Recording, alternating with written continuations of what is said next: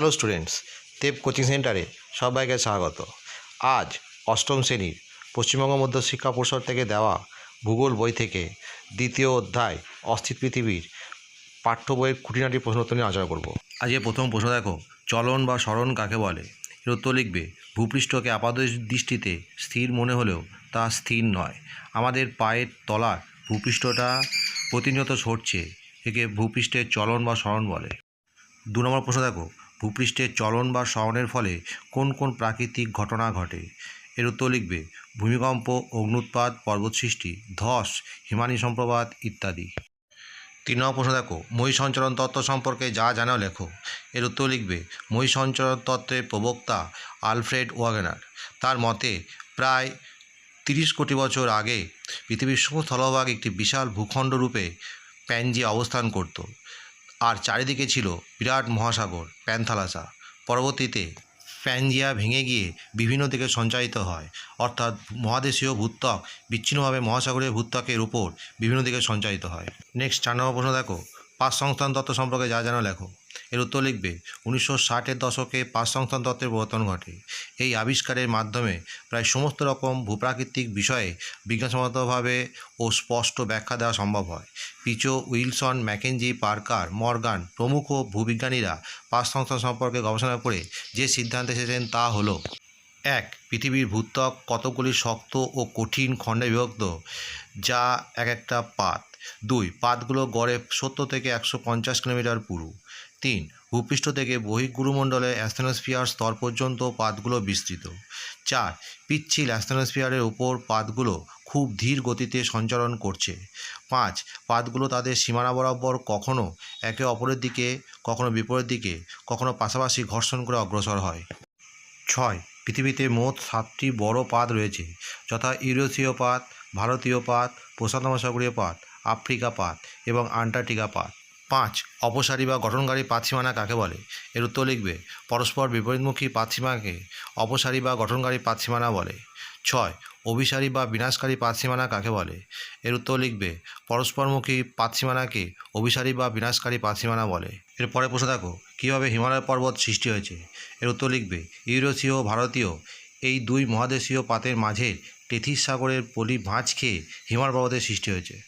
এরপরে প্রশ্ন দেখো, নিরপেক্ষ পাতসীমানা কাকে বলে? এর উত্তর লিখবে, দুটো পাত পরস্পর ঘর্ষণ করে পাশাপাশি অগ্রসর হলে ভূমিকম্প, চ্যুতি প্রভৃতি সৃষ্টি হয়। এই সীমান্তে পাতের ধ্বংস বা চ্যুতি কিছুই হয় না, একে নিরপেক্ষ পাতসীমানা বলে। এরপরে প্রশ্ন দেখো, নবীন ভঙ্গিপর্বত কাকে বলে? কয়েকটি নবীন ভঙ্গিপর্বতের উদাহরণ দাও।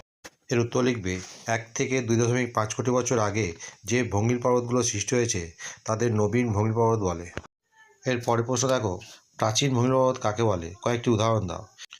এর উত্তর লিখবে, 20 কোটি বছর আগে সৃষ্টি হওয়া ভঙ্গির পর্বতগুলোকে প্রাচীন ভঙ্গির পর্বত বলে। উদাহরণ: উরাল, অ্যাপেলেসিয়ান, আরাবল্লী প্রভৃতি। নেক্সট প্রশ্ন দেখো, পাত সঞ্চালন আমরা বুঝতে পারি না কেন? এর উত্তর লিখবে, পাতগুলো বিভিন্ন গতিতে আনুভূমিকভাবে সঞ্চারিত হয়। এই চলন অতি ধীর আর সুদীর্ঘ সময় ধরে চলার জন্য আমরা বুঝতে পারি না। যেমন প্রশান্ত মহাসাগরীয় পাত বছরে 10 সেন্টিমিটার করে পশ্চিমে সরে যাচ্ছে। 12 প্রশ্ন দেখো, অঙ্কুদ্গম কাকে বলে? এর উত্তর লিখবে, ভূ অভ্যন্তরে গলিত সান্দ্র ম্যাগমা, গ্যাস, জলীয়বাষ্প কোনো ফাটল বা গহ্বরের মধ্য দিয়ে বিস্ফোরণ সহ প্রচণ্ড জোরে অথবা ধীর শান্তভাবে ভূপৃষ্ঠে বেরিয়ে আসার প্রক্রিয়াকে অঙ্কুদ্গম বলে। নেক্সট প্রশ্ন দেখো, সঞ্চয়জাত বা আগ্নেয়পর্বত কাকে বলে?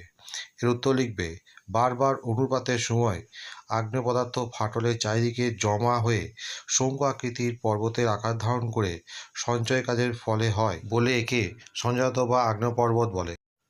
উদাহরণ: জাপানের ফুজিয়ামা, ইতালির ভেসুভিয়াস, ইন্দোনেশিয়ার ক্রাকাতোয়া, ভারতের ব্যারেল প্রভৃতি। পরের প্রশ্ন দেখো, বিদার অঙ্কুরোদ্গম কাকে বলে? এর উত্তর লিখবে, অপসারী ও নিরপেক্ষ পাতসীমানায় বিয়োজন ছাড়া শান্তভাবে উদ্গম করতে দেখা যায়, একে বিদার অঙ্কুরোদ্গম বলে। পরের প্রশ্ন দেখো, অগ্ন্যুৎপাতকে ভূগাঠনিক প্রক্রিয়া বলে কেন? এর উত্তর লিখবে, অগ্ন্যুৎপাতের ফলে বেশ কিছু ভূমিকম্প সৃষ্টি হয়, তাই অঙ্কুরোদ্গম এক প্রকার ভূগাঠনিক প্রক্রিয়া। নেক্সট প্রশ্ন দেখো, ম্যাগমা কাকে বলে? এর উত্তর লিখবে, ভূ অভ্যন্তরে গলিত সান্দ্র পদার্থকে ম্যাগমা বলে। এর পরের প্রশ্ন দেখো, লাভা কাকে বলে? এর উত্তর লিখবে, ম্যাগমা ভূপৃষ্ঠের বাইরে নির্গত হলে তাকে লাভা বলে। 18 নম্বর প্রশ্ন দেখো, সক্রিয়তার ভিত্তিতে আগ্নেয়গিরি কয় প্রকার ও কী কী? এর উত্তর লিখবে সক্রিয়তা ভিত্তিতে আগ্নেয়গিরি 3 প্রকার। 1 সক্রিয় আগ্নেয়গিরি, 2 সুপ্ত আগ্নেয়গিরি, 3 মৃত আগ্নেয়গিরি। পরের প্রশ্ন দেখো, সক্রিয় আগ্নেয়গিরির একেবারে উদাহরণ দাও। এর উত্তর লিখবে যে ধরনের আগ্নেয়গিরিগুলো সৃষ্টি হওয়ার পর থেকে অবিরামভাবে অথবা প্রায় অগ্নুৎপাত ঘটিয়ে চলেছে তাদের সক্রিয় আগ্নেয়গিরি বলে। উদাহরণ সিসিলি দ্বীপের এট্টা, হাওয়াই দ্বীপের মৌনা লোয়া, ভারতের ব্যারেন ইত্যাদি। নেক্সট প্রশ্ন দেখো, সুপ্ত আগ্নেয়গিরি একেবারে উদাহরণ দাও।